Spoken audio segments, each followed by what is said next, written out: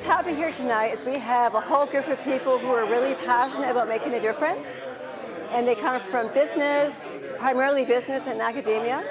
And the intention was to have them come together and share their best practices, which they did. What inspired me to do this event in the beginning was because of my grandson Felix, little Felix. He's 2.5 and he's wonderful. And I want his future to be sustainable because right now I'm concerned that it may not be.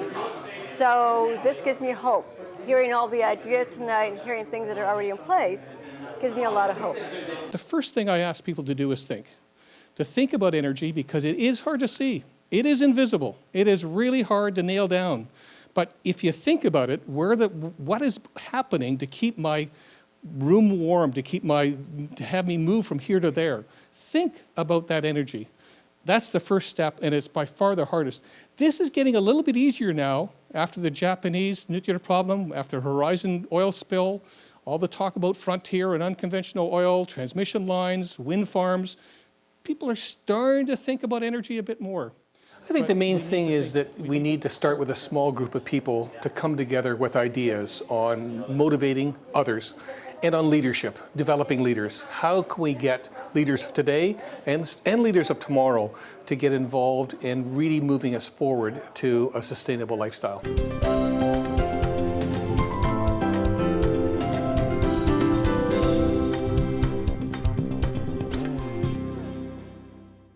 One of the key pieces of integrating sustainability into our decisions is not only putting a price on it, which is really tough to do, but also to take a look at different ways of looking at those decisions to make them viable within organizations.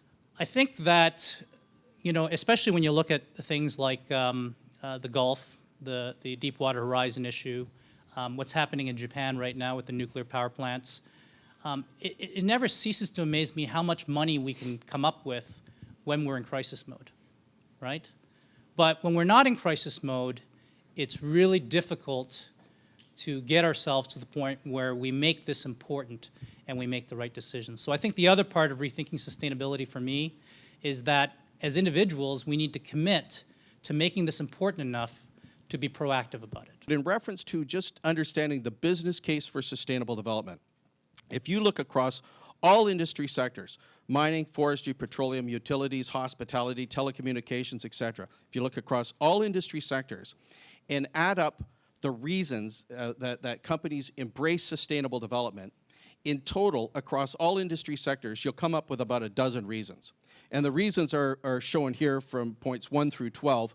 Depending on what industry sector you're in, my sense is that if you want to advance sustainable development within that industry sector, you better be well familiar with the key business drivers as to why sustainable development is important to your business if you want to drive it forward. When we first started to practice sustainable development in Canada in the early 90s, and it started in the resources sector with the mining, forestry, petroleum, and utility companies, they, or we at the time, found that if we wanted to open a new mine somewhere in the world, whether it was in northern Ontario or Wisconsin or Venezuela or Papua New Guinea, it really didn't matter.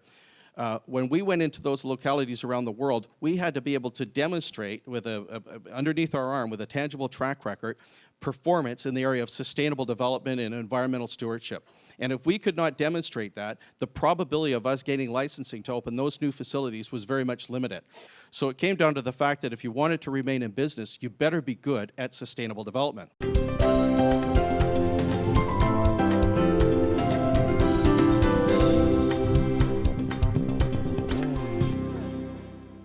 In Antarctica, I was with a number of leaders in the sustainability area. One of them was a gentleman with KPMG, and he's got a concept he calls green by default.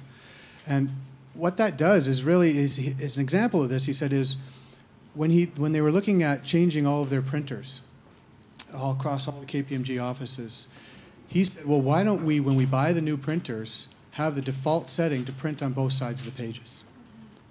So that people have to physically change the setting on the photocopier or the printer to get it on one-sided. So it's green by default. And so they're looking at that mechanism throughout their entire organization to see how they can facilitate change so people don't have to do it themselves. I think it's going to happen, much like Peter mentioned in his presentation, it's become cool to be green. But that will require legislation. That was one point I wanted to make. That all those things, not smoking, seat belts, those require legislation in order for them then to become cool eventually. So I think becoming green will require some hard points and forceful direction on legislation, and then it'll become cool, and then everybody will be talking about it in the social networks.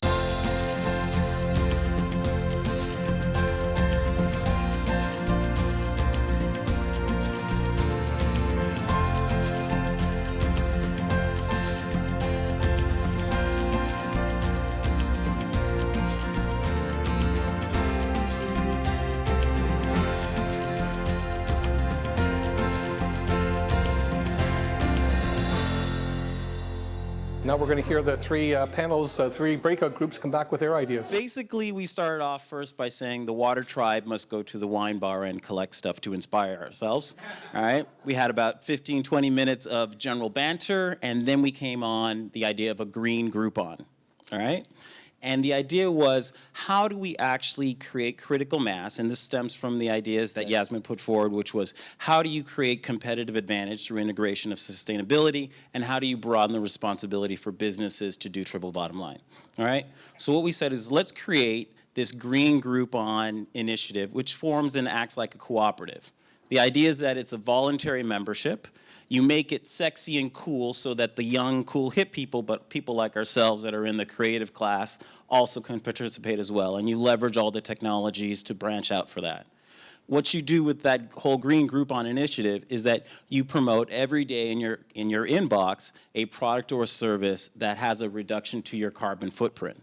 In the conversations that we started having in our room, some of the overall common things that were coming through was that the biggest one was that affluence breeds wastefulness.